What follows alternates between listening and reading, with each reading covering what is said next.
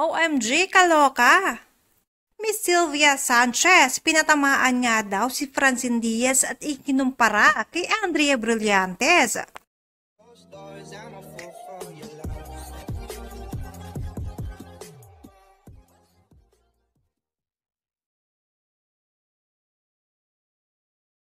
Mga ka-DJ, ayan nga ang ating pag-uusapan ngayon. Viral nga ngayon mga ka-DJ sa social media ang sinabi nitong si Miss Sylvia Sanchez kay Andrea Brillantes.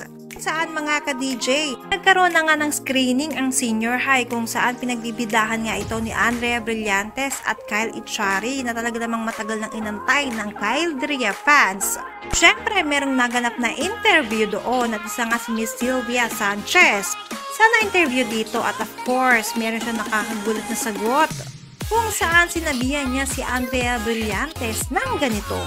Kapag may nagsabi sa'yo na pangit ka at hindi ka magaling umarte, ako nang magsasabi. Kasi nakasama ko rin naman ng mga batang iyon.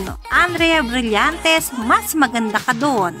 At talaga namang napaluha itong si Andrea Brillantes sa sinabi nitong si Miss Sylvia Sanchez. Ayon kasi kay Miss Sylvia Sanchez, mga ka-DJ, lagi daw binabanggit ni Andrea Brillantes na mas maganda itong taong ito kaysa sa kanya. Hindi naman pinangalanan ni Andrea Brillantes at Miss Sylvia Sanchez. Pero maraming na-trigger na fans at sinasabing si Francine Diaz daw ang tinutukoy nitong si Miss Sylvia Sanchez kahit pa hindi nila pinangalanan ito.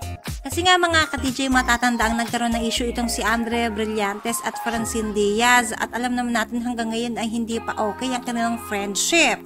After nga na hindi maging okay ang kanilang friendship, nagkaroon pa sila ng change partner ganap. Kung saan mga ka-DJ napunta nga itong si Seth Fidelin kay Francine Diaz.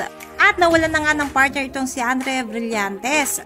Kung saan mga ka-DJ nagsulong muna siya ng ilang mga palabas noon. At ngayon nga ay magkakatambal ulit sila nitong si Kyle Echari. O diba, change partner? Kayo mga ka-DJ, kung kayo ang tatanungin sa tingin nyo, sino nga bang pinapatamaan nitong si Miss Sylvia Sanchez?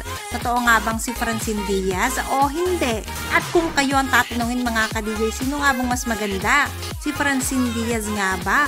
O si Andrea Brillantes? I-comment down below nyo na yung mga ka-DJ at babasahin namin yan.